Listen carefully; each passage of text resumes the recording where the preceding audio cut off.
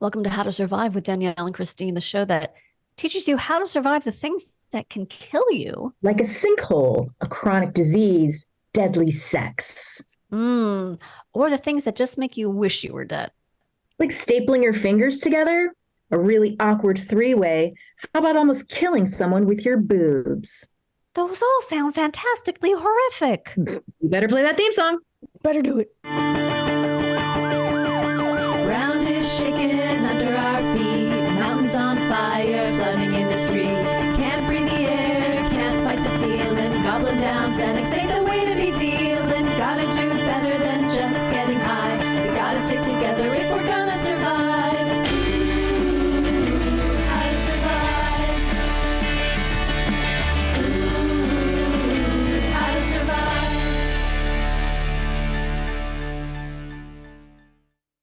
Welcome to How to Survive with Danielle and Kristine. I'm Danielle. I'm Kristine. And how's it going, Kristine? You know what, Danielle? I'm happy to see you. I'm happy to see you too, although it is over Zoom. You know what? I'll take you anyway and get you. Hell yeah. You know what I'm saying? Flat as two-dimensional as possible. Well, I think we look all right two-dimensional. Yeah. Garen has got more going on his screen. He's got he's got a collection of things you'd think Garen would have. Yeah. Horror movie things. It tracks. Yeah. It's got Child's Play. It's got a Chucky doll with a rainbow flag. That's funny. Did you watch SNL, by the way? Yes. Did you see the Megan thing? Yes. Guys, guess what? What? I saw Megan. Oh, did you like it? I had such a good time. It's a blast. It's fun, right? It's really fun. It's exactly what you guys said, which is nothing surprising. Right. But it's really well done. Yeah, I thought it was really fun. So on SNL this week, remember I had said to Garen, why is it considered like a queer film, or why does it have so much gay love? And so they did a whole sketch about that. So I should watch it. So Jimmy was like, does it? I go, yes, it does. And I asked Garrett about it. But it was pretty well done. It was funny. And then you get it. You get why. Yeah, I think so. Okay. I guess. As much as I can. I just figured it was Chloe Fineman doing a Megan. She did. Oh, she does? Okay. That would be. And then there was like a 2.0, and that was the host. What's her face? Aubrey Plaza. Yeah. Oh, I could definitely see her in a Megan sketch. Danielle. Yes. I have a question. Yes. Am I allowed to talk about the weekend, or do you not want to talk about the weekend? Okay. So Danielle's mother, Judy, had her celebration of life over the weekend. Is that what we call it? Yeah. It's just like a euphemism for a memorial. Okay, but I think people feel better. Okay. Well, I want to say a couple things, because I went to this and Danielle pulled off such an amazing event. First of all, I know this probably isn't the most important thing, but Danielle wore the most amazing outfit that I hope there's a picture, because I really want to share it with people. I wanted to take a picture, but I didn't want to. It felt weird to be like, I know. Hey, someone did take a picture, so I'll send it to you. You can't really see the whole outfit, but it was runway ready. I mean, you could have walked the Parisian runway. That shirt is from Forever 21. I got it on Poshmark. I don't believe it. I swear. I don't believe it. Jenna Lyons would have given you, I know, right? 2 hearts and googly eyes on Instagram for that. So just quickly, when my mom was in the hospital, and she wasn't conscious at this point, but I told her that I would try my best not to wear all black, because she always hated that I wore black all the time, and she always wanted me in colors. Oh, Daddy, let's have some colors. So I couldn't wear. My mom's favorite color is purple, and I don't really like purple as a wardrobe color. So I was like, you know what? And then I had a vision. I was like, I'm gonna wear a pink shirt that has a big tie at the front, at the neck. Yes. And I found it on Poshmark, and I was like, that's it. It's a silly shirt. It's pink with black polka dots. It's ridiculous, but it was fun. So pretty, and it looked so good on you. Thanks.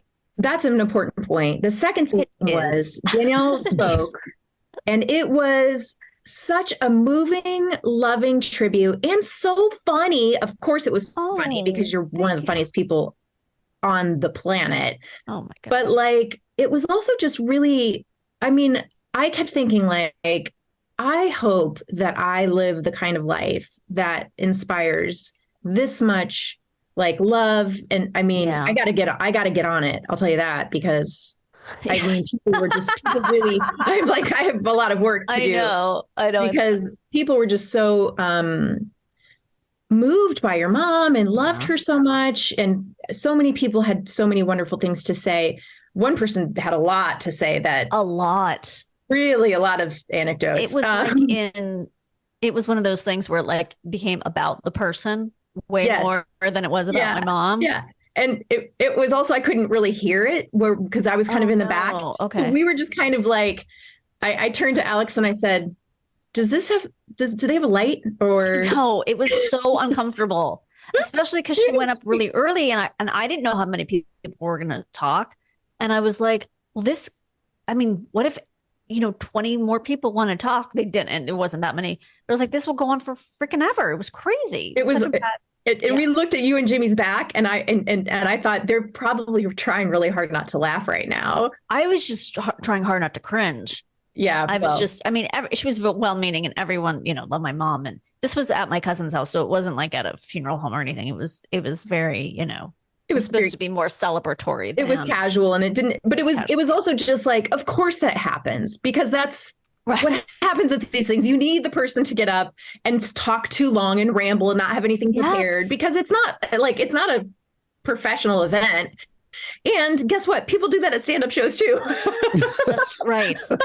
It happened at my brother's memorial too. Nichelle Nichols of Star Trek fame got up and talked for freaking ever. She barely knew him. She met him when he was a baby. It was my God. My God. That is amazing. In fact, my mom, when we were planning my wedding, my mom was like, I don't think we should invite Nichelle because she gets a mic. She's going to start singing. So we didn't invite her. That's amazing. Yeah. I'm gonna have one more thing to say, and then we can stop talking about this, or we can talk about it. It can be the whole episode. But Oliver got up, Danielle and Jimmy's son. And I mean, what a kid. Okay, so to me, he's 14, right? 15 now. Okay, so a 15-year-old that would just get up and speak to me is incredible. Mm-hmm. But the fact that he got up, first off, the kid's just got funny in his bones. Yeah. So as soon as he opens his mouth, he's delightful and funny.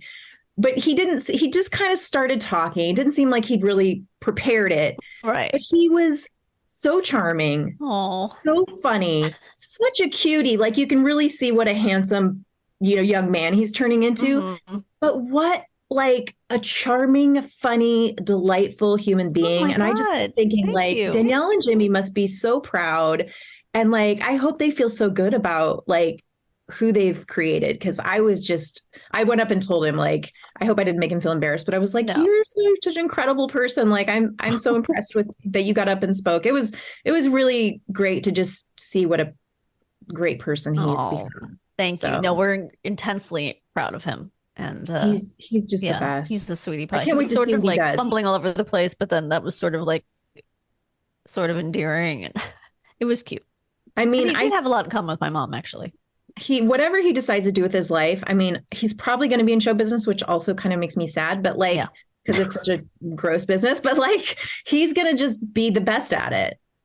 I hope so, from your lips. Yeah. Yeah. I mean, he's a real sweet kid. He's really sweet. Yeah. So is this a good segue? Is this a good segue? What is our topic? Not quite.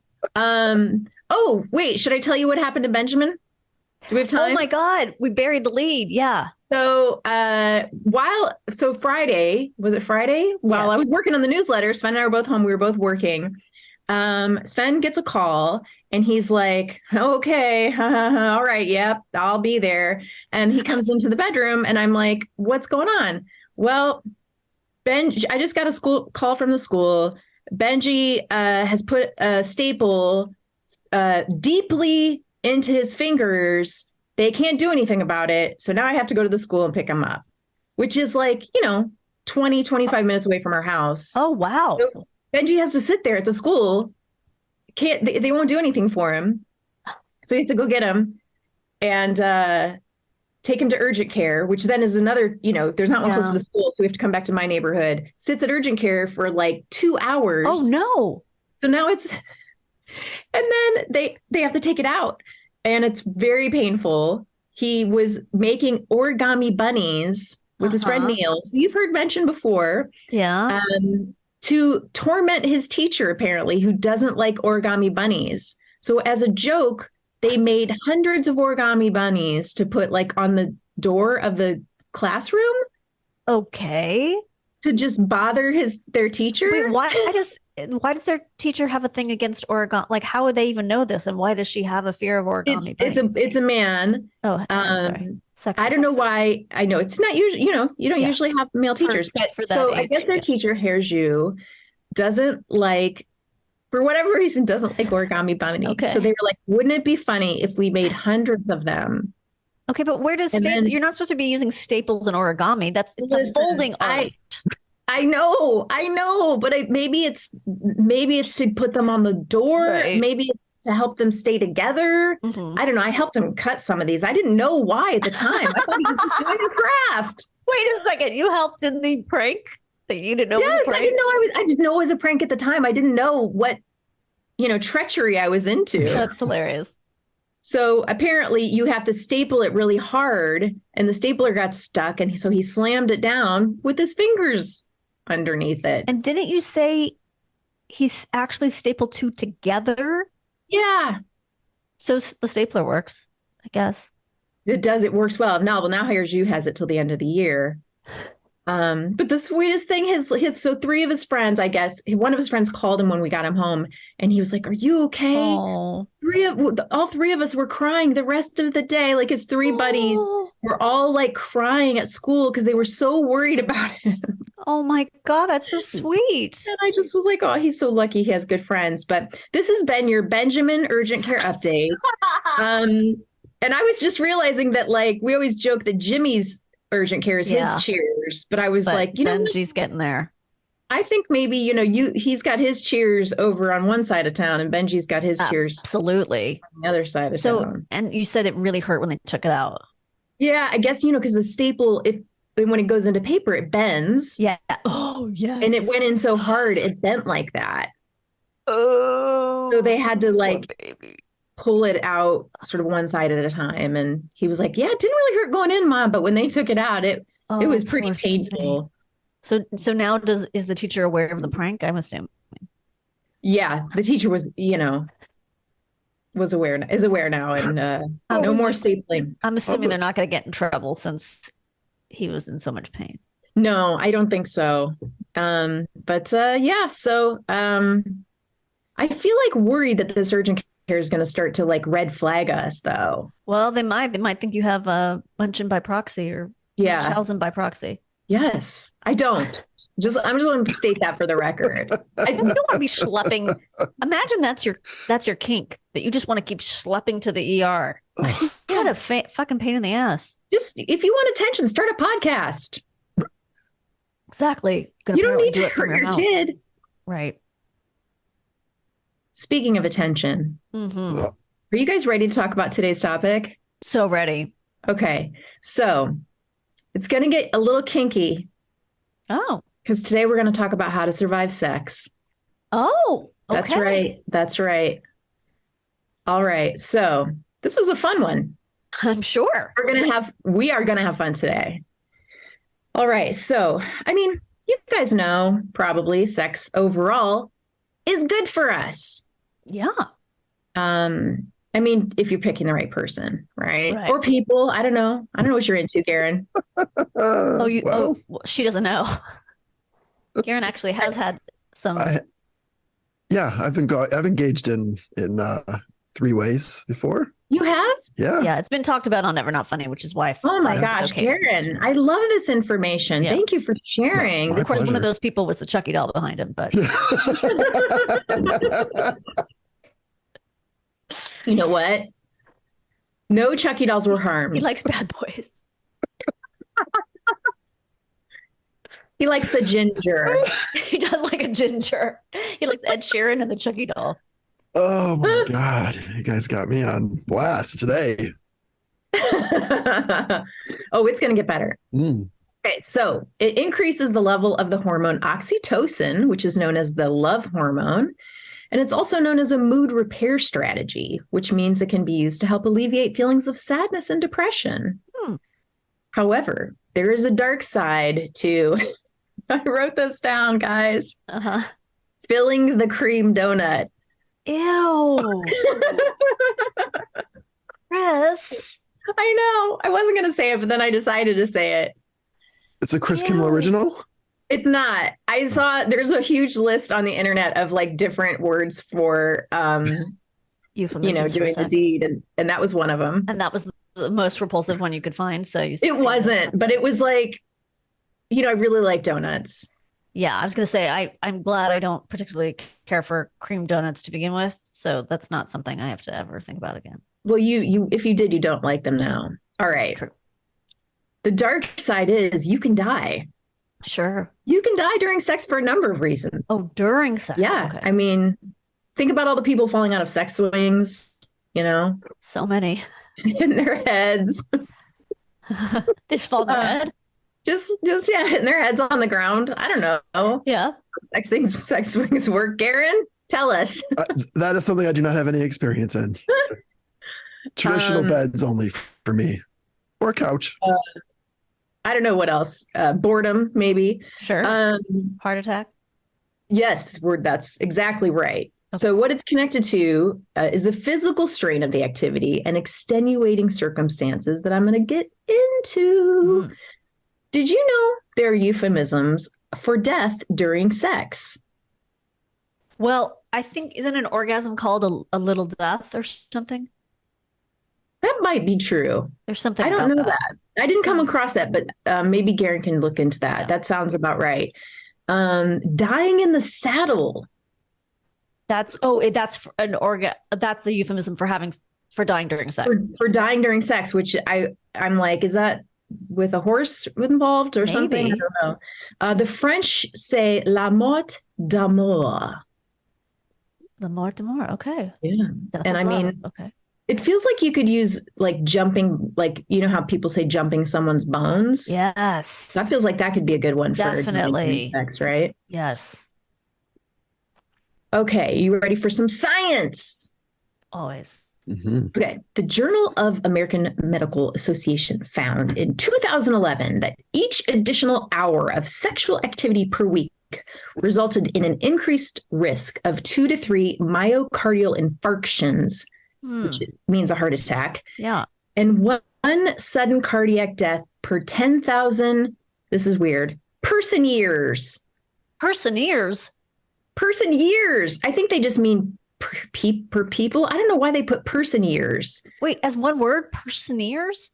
Person dash years. Oh, we're introducing us to a whole new word. I know, because I'm like, I know they couldn't have studied 10,000 years, like person years. Okay, person got years. It. One sudden cardiac death per 10,000 person years. Is that the age of people added up together? I'm just going to assume, and maybe I'm incorrect. Yeah. That they mean out of 10,000 people. Okay. Because I don't think they did a study over 10,000 years. Feels like you can't really do that. Well, no, that's not what I meant. I meant if you added up people's age, I don't know what I meant, but it's not that. Okay. Something about adding up people's ages. I'm not sure. Well, the science I'm bringing you is, let's just say it's not coming from a scientist. It's coming from me. Okay. Sexual intercourse can also trigger a subarachnoid hemorrhage. Whoa.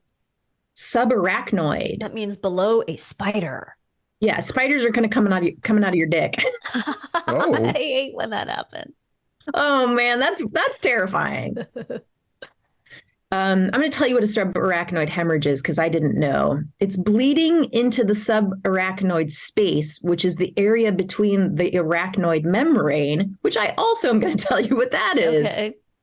The arachnoid matter is one of the 3 meninges, and that's the protective membranes that cover the brain and the spinal cord. It is so named because of its resemblance to a spider web. Okay. And it's also between another membrane called the pia mater. I think it's matter, not mater. It's spelled M-A-T-E-R. So for anyone who knows about brains, if I'm mispronouncing that, my deepest apologies. Here's some symptoms. Severe headaches that come on fast, vomiting, decreased levels of consciousness, fever, weakness, numbness, and sometimes seizures. Neck stiffness or neck pain are also relatively common. So if you're having an orgasm and all that stuff happens, or you're having sex, call 911. Now, you have had a history of seizures. Have you ever had a seizure during sex? I have not. Oh, thank God. Okay. I know, right? Thank goodness. That would, I would say, call 911 if that happens to me. Yeah. Well, hopefully I won't be around, but. Well, yeah. I mean, if I'm having an orgasm during the podcast, I guess it's been a really good show. Really good guess. Yes, exactly. We've landed Keanu Reeves. Exactly. Another study. This one's important. This was also in 2011 from the Journal of Sexual Medicine, found that men who cheated were significantly more likely than those who were faithful to experience severe or fatal cardiac events during sex. Interesting. Guilty much? Deaths during consensual sex only account for about approximately 0.6 of all sudden deaths. So it's pretty low. Viagra is considered a safe drug, but it has been linked to sudden cardiovascular death during sexual activity among elderly men. Oh, interesting. Okay. So I think there's a slight risk with that. But I mean, they're also elderly. So, right. You know, most deaths due to cardiovascular causes during sex are in men. A number of deaths during consensual sex have been linked to the use of other prescription or recreational drugs, such as cocaine. So watch that cocaine use. Yeah. Garen. So a cocaine hippo having sex would be even worse. Oh, and you put some Viagra in that cocaine hippo and you're really just asking for like a heart explosion. Yep. Okay. This sudden death from sex gets higher as people age, as you'd expect. A post-mortem study from Germany of 32,000 sudden deaths over a 33-year period found that 0.2%, these are all low numbers, guys, of cases occurred during sexual activity. Sudden death occurred mostly in men, as I have already established. The average age was 59 years, and the most frequent cause was a heart attack. 59 is not that old. Just saying. It's not. It gets younger and younger. Studies of sudden cardiac death and sexual activity from the US, France, and South Korea show similar findings. But listen, women also can use this excuse. Not tonight, honey. I have a bad heart. I just made that up. I love it. I love it. Guys, I'm just full of zingers. Okay. New research from researchers at St. George's University of London found that it's not just middle-aged men who are dropping off from sudden cardiac death. So their study investigated 6,847 cases.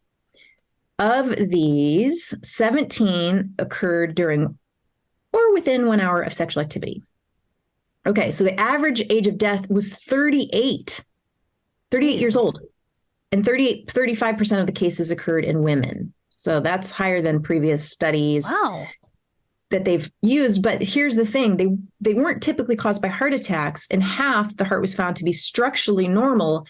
And a sudden abnormal heart rhythm it's called sudden arrhythmic death syndrome, or SADS.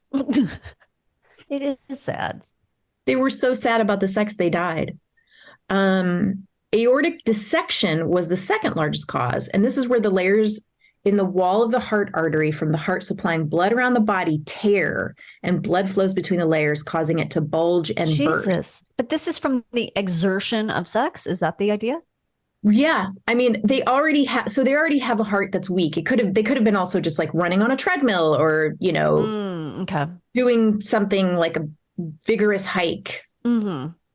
There's also other things that happen. The remaining cases were due to structural anomalies. I'm not going to get into those, but I'll link it in the show letter.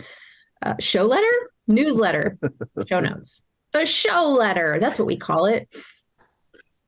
So if you've been diagnosed with SADS, and I'm not talking about clinical depression, I'm talking about this heart thing, or any heart abnormality, you talk to your doctor about having sex, but the low incidence of death in these studies suggests the risk is very low. So almost everybody should be just fine having sex, unless you're having sex with a toxic person. That's for a different episode.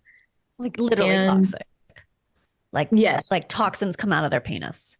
Exactly. They are spiders. Some kind of villain with spiders coming out of their neck. I would suggest maybe not having sex with that person. I mean, you have to tell that to Garen because we already know he likes bad boys. So, Garen, are you listening? Are you listening to us right now? Yes, I am. Take this to heart. Okay, so here's something really important about this the low risk of the heart attack.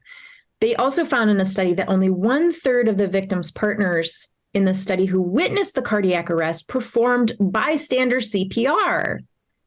So part of the reason that only 20% of the affected survived to hospital discharge. So people aren't doing CPR on their partners. Oh, so now you have to, when you hook up with someone, you need to know their sexual medical history and whether or not they know how to perform CPR. But listen to this. I didn't know this, and maybe you guys did. Hands-only CPR. Do you know about hands-only CPR? No. Okay, I'm going to tell you about it. For every minute CPR is not administered, the chance of survival decreases by 10%, explained Holly S. Anderson, attending cardiologist and director of education and outreach at the Ronald. Who cares? Yeah. Okay. Without CPR, brain cells begin to die after 5 minutes, and the chance of survival after 10 minutes is virtually zero. Everyone should know how to save a life with hands-only CPR. The American Heart Association made hands-only CPR standard of care in 2008 and has the same efficacy compared to conventional CPR. That's with mouth-to-mouth. After 15 years of follow-up, you can learn how to save a life in less than 1 minute at handsonly.nyc. I'm going to put a link to that. Yeah, I'm going to look at that. And I'll put it in all of our social media. You don't have to put your mouth in a stranger's mouth anymore. No. Or you don't get to. Am I right, You don't Karen? get to. Just you know what I say? Decide based on who it is. I'm telling you what, right. John Hamm has a cardiac arrest next to me. I mean, you might just want it just to be careful. You know, use all your methods. I'm doing mouth to mouth. That's right. Handsy CPR. I'm doing handsy CPR. That's where you got to you put your hands on a lot of places. Right. Just to be safe. Right. But this is very easy. You're just doing hands. So you're just doing the pushing. Yeah. Staying alive, that thing. It's 2 compressions every second or something like that. But you push on their shoulders to see if there's any movement. Okay. Quick push. See no movement. You interlock your hands and then you start doing compressions. And it's like 2 every second or something. Watch the video. It's like, the video is like 15 seconds long. So are you saying that mouth thing just never had to be done at all? Or is it just in certain circumstances? Well, according to the video, they're just saying this is just as effective. How weird. Okay. And they've done this study over the last 15 years. So it's just some perv made up that part. Probably. Some dude wanted to make out. Yeah. Okay. I want to make out with someone dying. Exactly. I mean, look, we know there's people like that. Here we go. Here's a fun fact for those who like to get their steps in. A 2013 study in the New England Journal of Medicine found that sexual activity lasting 6 minutes burns about 21 calories, the equivalent of taking a moderate walk.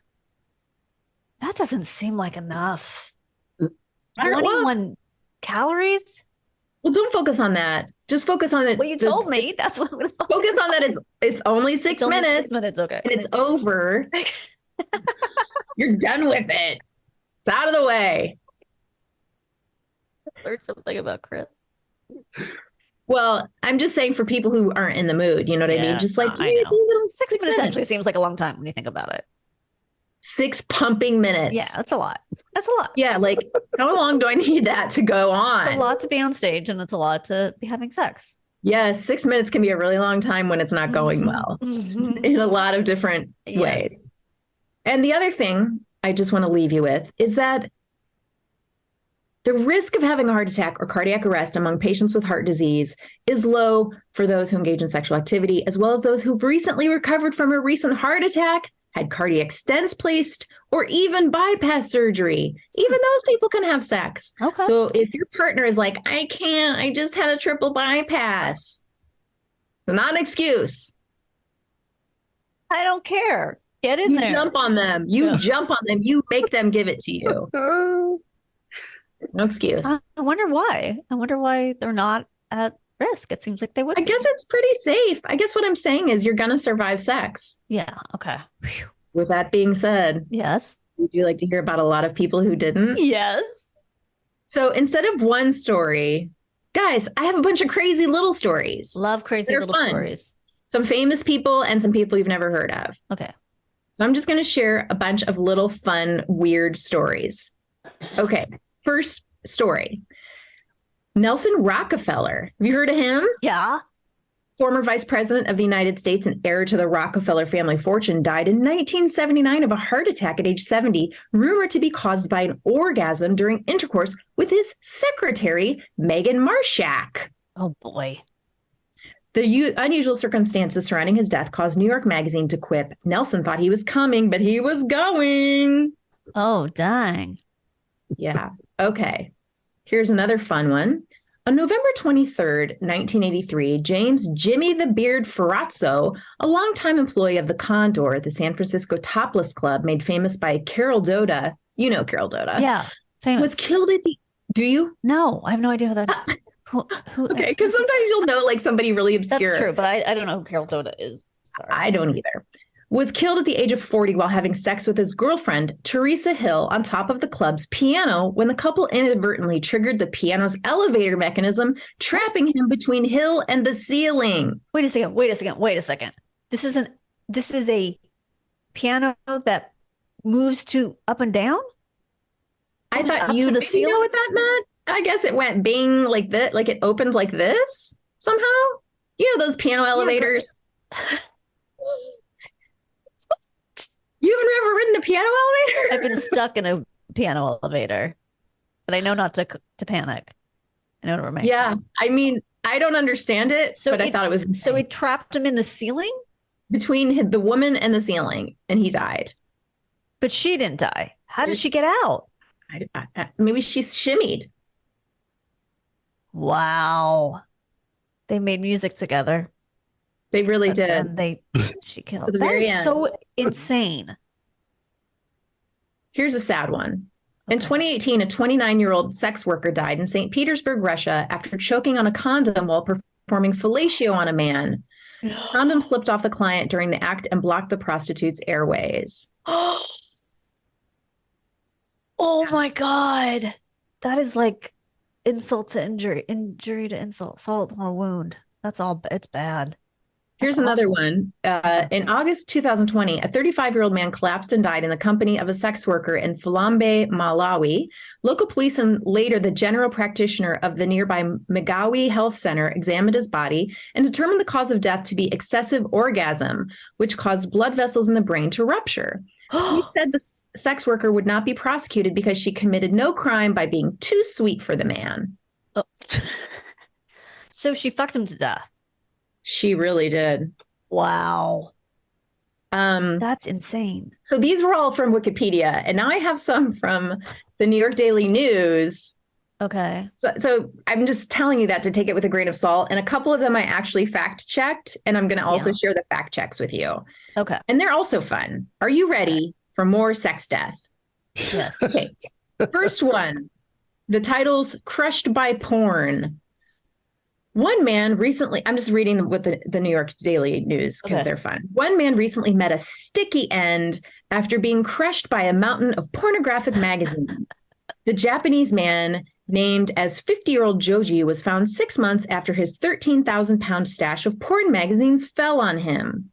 Cleaners tasked with tidying up his neglected apartment found that the entire apartment was crammed with the explicit magazines. It is unknown whether the man, a former car manufacturer, had died from a heart attack and then fell into a stack of pornography, or whether he was crushed to death by his X-rated collection. First of all, so I was like, what year was this? You still got magazines? I know, right? So I had to fact check that one. Okay. I actually fact checked all of these, but some of them I'm just going to read to you. This I found in Snopes. While it's true that a Japanese man died, because this is actually, I think, maybe worse. While it's true that a Japanese man died in his apartment amidst tons of pornography, the Japanese news website Nikkon Spa originally reported that he actually died of a heart attack. Further, despite reports that the man was not found for 6 months after his death, the Nikkon Spa simply reported that the unidentified man's body was found a month later. Okay. So much better. Gruesomely, the story notes that the pornography soaked up his body fluids, which would normally cause an odor and alert neighbors of his death. No way. It's like even worse. Although it is nightmare talk, this is reality, the article says. The phenomenon of solitary deaths, or kodokushi, has been a concern in Japan since at least 2005. So I was like, that's actually worse, I think. Well, it's kind of beautiful because he kind of became one with his porn. He really did. He really did. This one's insane. Donna Lang, 51, smothered her lover to death inside a mobile home. The intoxicated woman from Washington claimed she didn't know how the man died, although witness claimed to have seen her crush his face with her chest. Okay, so I looked this one up too because I was like, wait a second. So I'm going to read you the whole article from that I found in a more reliable source, the Huffington Post. Okay. A Washington woman is accused of using her breasts to smother and kill her boyfriend after an altercation at their mobile home. Donna Lang, a 51-year-old woman from Everett, Washington, is to believe have suffocated her boyfriend to death with her breasts. Oh my God. On Saturday, January 12th. Deputies were called to the airport and trailer park at 12:45 a.m. for a disturbance and found medics performing CPR on Lang's 51-year-old alleged boyfriend, who was later pronounced dead at Swedish hospital. Witnesses Wait, the alleged is the part that your boyfriend is alleged? I guess. Very careful. Witnesses claim they saw Lang throw her boyfriend down in the back of the mobile home. She was later found by witnesses with her chest covering the victim's face. Like, I don't understand how they can see so much. I don't either. The windows are pretty small, aren't they? I mean, are they standing in the doorway just watching? Are they all just standing around? Oh. Police noted the size difference between Lang and her boyfriend. She was 5'6" and 192 pounds. Okay. He was 5'7" and 175 pounds. Okay. I mean, is that much bigger? That doesn't seem like that much bigger. No, 20 pounds in an inch. It's not like she was 400 pounds. Other women around the world are known to have Other women around the world are known to have allegedly used their breasts as weapons. In November, German lawyer Tim Schmidt claimed his girlfriend tried to smother him with her 38 double D breasts. Smith said she pretended it was a sex game, the Daily Mail reported. I asked her why she wanted to smother me to death with her breasts, and she told me, "Treasure, I wanted your death to be as pleasurable as possible." Ew. The 38-year-old woman was reportedly accused of attempted manslaughter with a weapon, according to the Daily Mail. Holy shit. That is a conceal and carry situation. Well, so maybe crazy. not so concealed. Jesus. A UK mother of 3 nearly smothered her boyfriend with her 40 LL breasts while they were having sex. In 2010, CBS reported via News of the World. She mistook his flailing for excitement until she noticed that he had stopped moving and appeared to not be breathing. Luckily, the man regained consciousness, but the two broke up shortly thereafter. But that one was an accident? I guess so. Oh. Okay, so there's some more, but, I think we're going to end it there because I can't top we'll just have to have a part 2. Yeah. More breast smothering. Well, I did put a call out for people to tell their embarrassing sex stories. Oh, good. On the newsletter, and maybe they'll send some in and we can do another fun, sexy episode. Well, that was great, Chris. Very enlightening, very scary, very sexy, scary.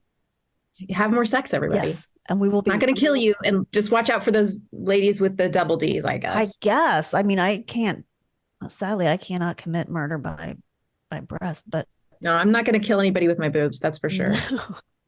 But we will be right back right after this. Welcome back to How to Survive with Danielle and Kristine. Kristine, how was your break? It was great. I just hung out and looked at my microphone. I plugged it in. I looked at my settings, and it all continued to not be the way it should be. Great. How about you? Fantastic. I put some warm socks on? I put socks on and a sweater on because I'm getting a little chilly. Oh, we got to keep you warm. I know. I'm so fragile. What are you going to do? Just a fragile little flower. Yeah. Speaking of fragile little flowers, I'm going to bring in our guest. You know her from her amazing podcast, Lizzy Cooperman's In Your Hands. In Your Hands with Lizzy Cooperman, or In Your Hands with Lizzy Cooperman? I thought you were asking me. Did I get it right? In Your Hands. And it is meant as possessive, or like it's not meant as possessive. So Lizzy Cooperman is in your hands. Is in your hands. But it's just an apostrophe. Right. Well, I've been just calling it In Your Hands all along. But I think people get it now, and it's going to be linked in our show notes, and it's going to be in our newsletter, and we're going to put it on our social media. So everybody's going to be able to find it anyway. And I think they already know. And you're also doing tarot for people now. So go to LizzyCooperman.com and she'll do your tarot. Yes. Is that part of the podcast? Yeah. So I've been crowdsourcing my life for almost a year, and how's that work? It has decimated my existence, essentially. Oh. So one week I had an episode called Carvana or Arcana. Do I sell my car to Carvana and take the cash, or do I become a professional tarot reader, as Arcana is like a tarot term? Okay. And so they voted Arcana. And so I've been doing readings for people over Zoom, and I really love it. It's hysterical. It's become like a career. I now can write off that. Office. You've been studying tarot for a long time. I mean, we've known each other for so long. I would say how many years, but I don't want people to know that I'm not 27. Danielle, you have tapped into something from my youth also, because I remember that we both in high school used to shop at Pier 1 Imports. Oh, yes, we did. Hell yeah. I almost mentioned Pier 1 in my mom's eulogy the other day because my mom died. It's okay. It's fine. Okay. But yeah, Pier 1 was a big part of my childhood. Danielle, I rose from it. Yeah. I still think about that because I remember when we wrote on the dish, I was like, yeah, I wanted to be like dressed like my English teachers. And you were like, me too. Yeah. It was, for those who don't know, Pier 1 was not a clothing store. Right. It was primarily a like furniture and sort of like home furnishings, knickknacks from other lands store. Was it like the world market of like the time? Yeah. That's why I was going to mention it. Yeah. It was like world market, but not really that hip. Yeah. But hip enough for me and Lizzy. It had one rack that would have like a pair of palazzo pants with elephants all over them. And then that's what we buy. Yeah. Exactly right. Okay. So in the first part of the show, we talked about how to survive sex. And now what are we talking about? How to survive. Lizzy's going to tell a story about how she barely survived sex, I think. Oh, okay. Let's get into it. I'm trying to think of, I am going to bury the lead here, I think. I got really sick in 2014 and I didn't know what was wrong with me. This is a story so many people have about being misdiagnosed with a million diseases and finding out that they have Lyme disease, essentially. Mm-hmm. They told me I had lupus. They thought I had ALS for a little bit there. That's a fun thing to not be right about. Jesus. Oh, yeah. And it was like months of misdiagnosis and being put on medications for like fibromyalgia and all these other diseases. And I was at work, and this was after like months of Googling my symptoms and having a therapist who was like, you need to stop Googling. You've got to stop. You have your diagnosis. She was like, this was at a point where they thought I had MS. Oh, Jesus. You have your diagnosis. You need to stop. What were your symptoms? So when it first started, I was having headaches. It felt like, you know, when a cat like presses your boobs, like pause. Can't say I do, but I can picture it. Sure. Our cat, we have a cat, and they're like making dough or something. Yeah. Like, doot, doot, doot, doot, doot.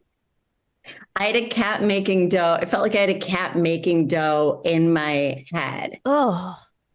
And then I would get this weird, like prickling sensation in the back of my head. And I kept calling like the 24-hour nurse hotline. Mm-hmm. I thought it was maybe a hangover. I'd gone out with friends. And for some reason, I had 2 drinks and I was up all night, like throwing up. And then the next minute I had this headache. So I ended up going to urgent care, and I kept thinking like, oh, maybe I have migraines now. Like maybe this is a new phase of my life where this is going to be the new normal. And they told me I had to get an MRI. So I went and got an MRI, and I was doing a lot of like positive thinking at the time. And like, I was going to Marianne Williamson every Monday. So I was like, that just act like this is like an appointment to get your nails done. It's not a big deal. Right. Stay light around this, you know.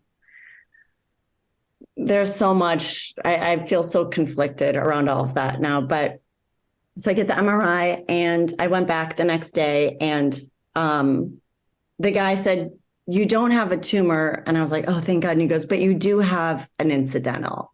Ooh. And I was like, what, like at a hotel? He's like, a bag of sun chips in your brain. No. By the way, I did do a one-woman show about this, and I'm sorry if parts of the story are leaking out.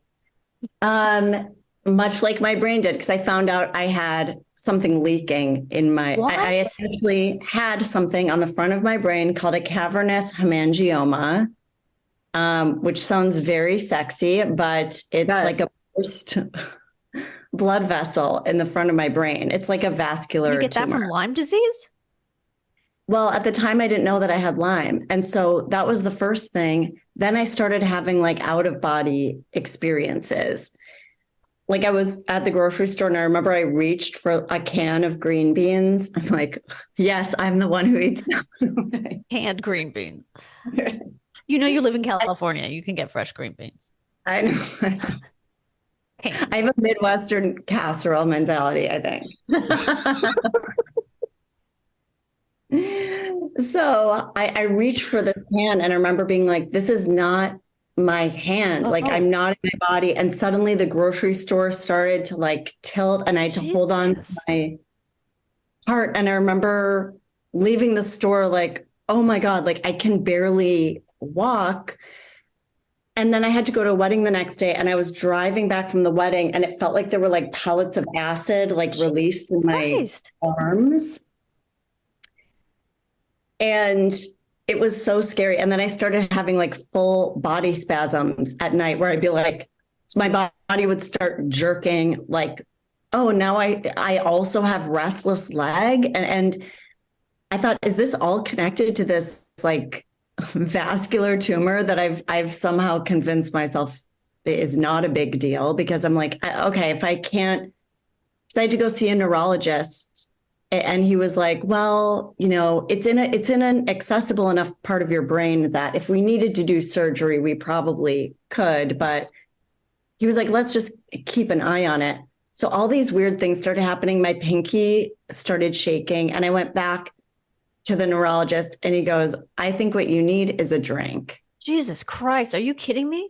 Jeez. Wow. And what's crazy is this was also, I found out, Elizabeth Taylor's brain surgeon. And that was why I chose him. Like he was out of network. And I thought, well, he's used to dealing with people who could use a drink, I guess. Right. Exactly. That's bananas. So I just got worse and worse. I ended up seeing 22 doctors. They kept misdiagnosing me. They diagnosed me with fibromyalgia.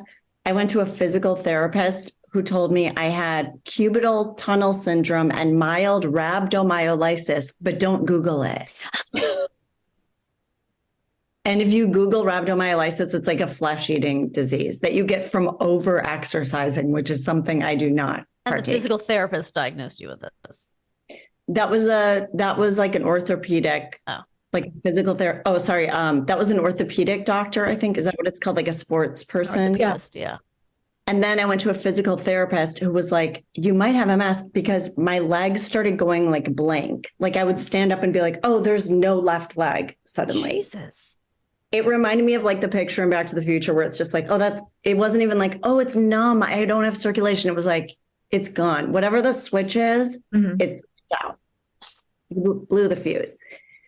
So I kept getting sicker and sicker. And then I went to Bridgetown Comedy Festival, and I hooked up with this guy, and I woke up in his bed and I could not feel my legs, which I know is every guy's dream. Sure. Right. I'm gonna walk now. Legend.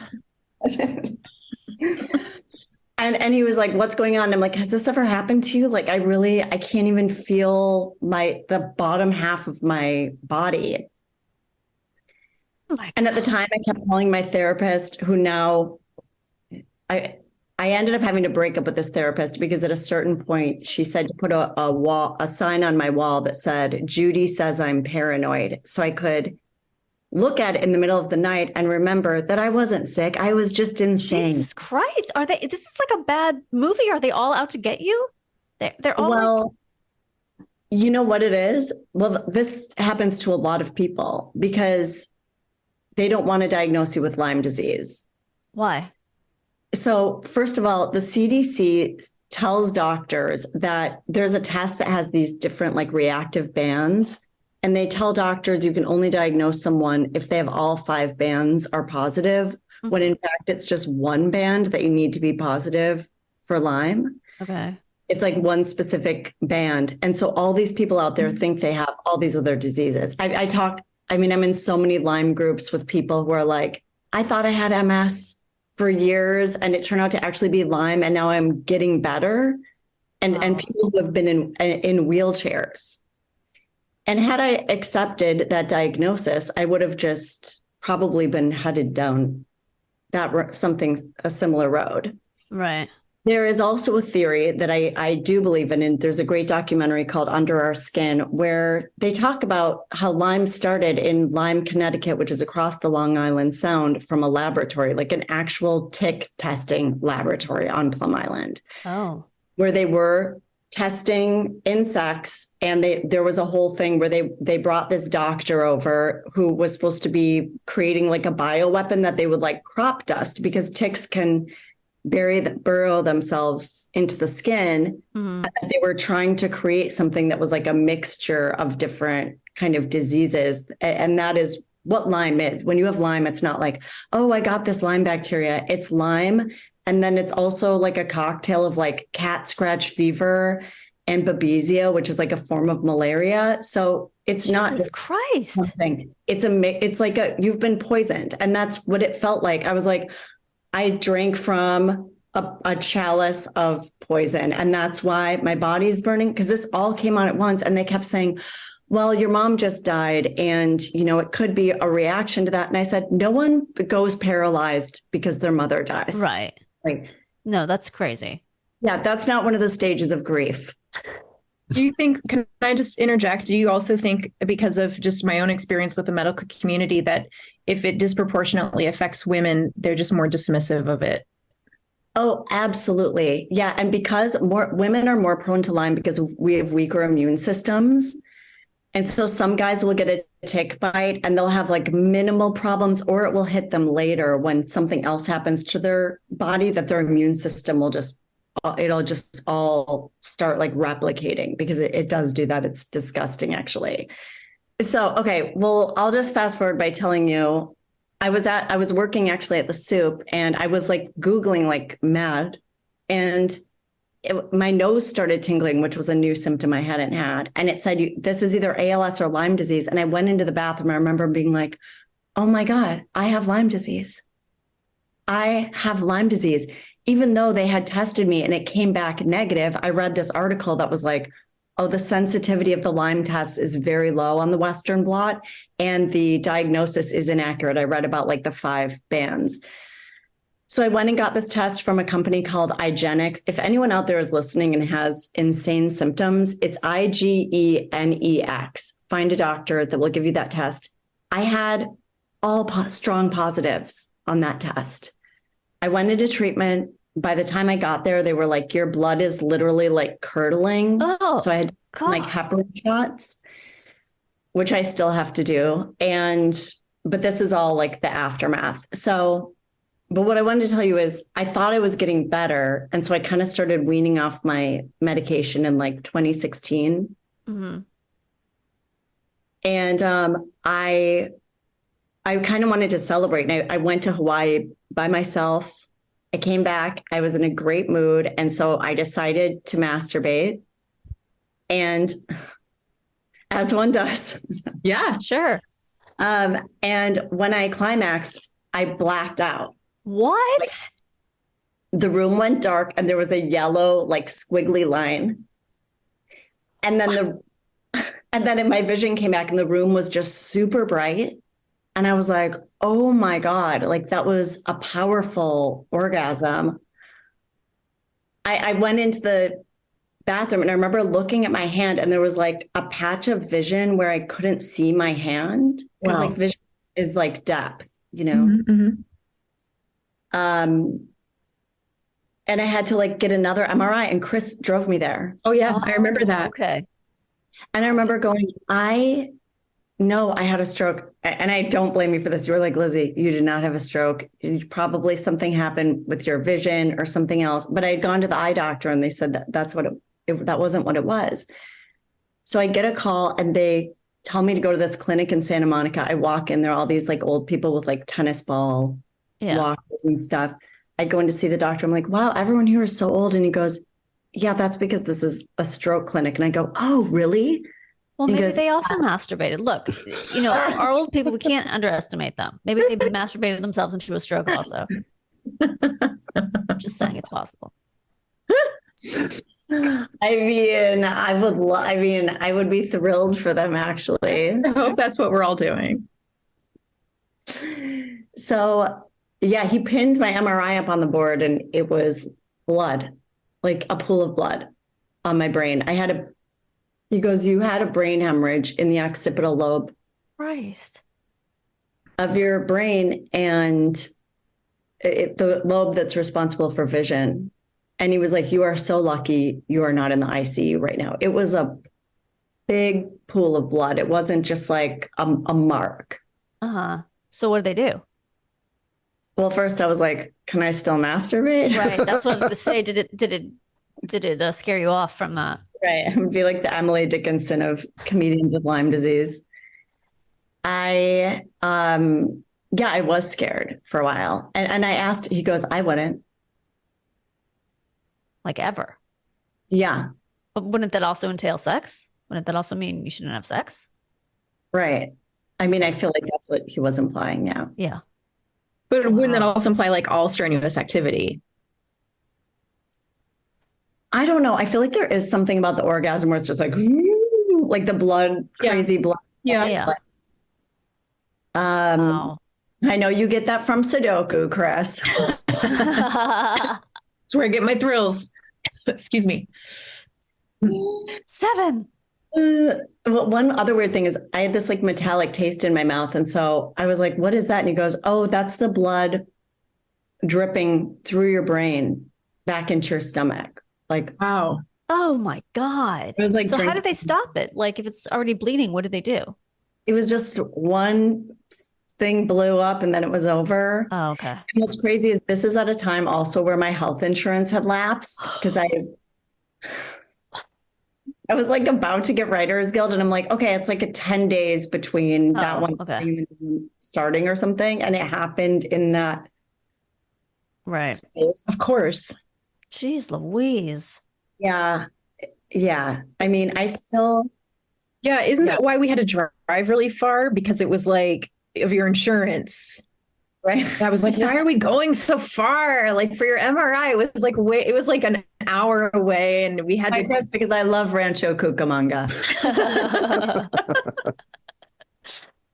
Holy cow. And how are you basically okay now?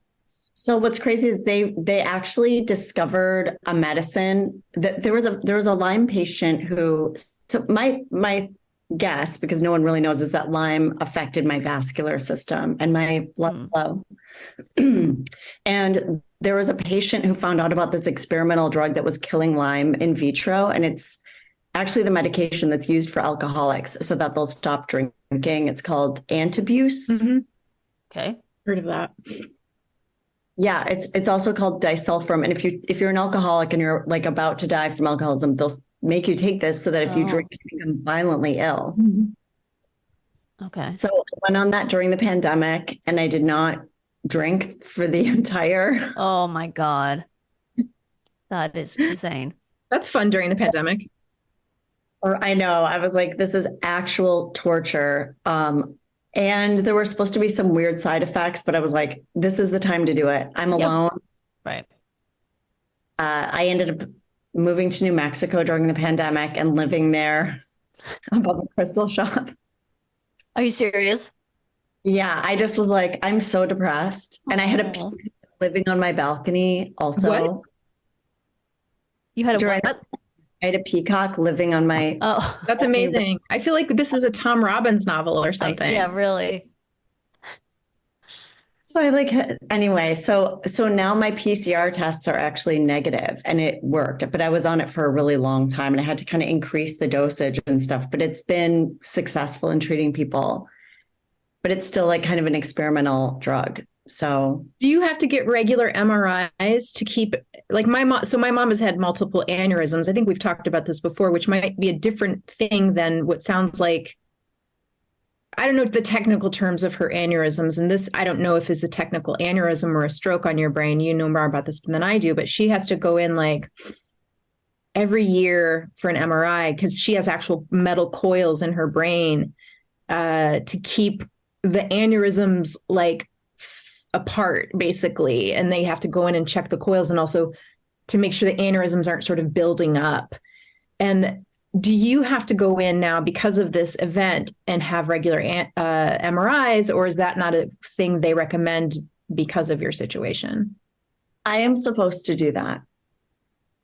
I have to say, because of the way health insurance and the whole healthcare system works, like I lost my insurance. Yesterday, I was on the phone for an hour with a woman who's like, well, let me see if I can find you another provider. And she's telling me all these names. They'll have 1 star. Yeah. Oh, go see this person, in Balboa. Yeah. And then they'll recommend you to a neurologist who you don't know, who you have to then tell your entire story. It's like this whole thing where you're just like swinging vine to vine, like hoping to land somewhere where someone actually understands you and can make it happen. Like even to get a mammogram for me this year, it took months after I switched my insurance. Health insurance is a nightmare in this country. It's really terrible. I mean, we could do a whole, that could be a whole other podcast. Yeah. I need to be funny. Sure it is somewhere. I need to win Powerball so I can get back with my old doctor, essentially. You need to do like another Patreon level that's just like pay for my MRI and mammogram. Yeah. It's a really good idea, actually. Well, I'm so sorry you had to go through all of that. And so when you have sex with a new person, do you have to tell them like, look, my legs might go limp and my brain might bleed, but you seem like a nice guy, or just here's my emergency here. You know how to dial 911, right? Contacts. Well, again, thank you so much. Glad you're doing better. For sharing your story. My goodness, thanks for having me. Everyone, check out Lizzy's podcast. In your hands, go to Lizzy's website, LizzyCooperman.com. And Danielle, we will be right back with what did we learn today? Chris. Yes. Are you ready to learn what we learned today? Teach me, wise one. We'll take us however we can get us. Exactly.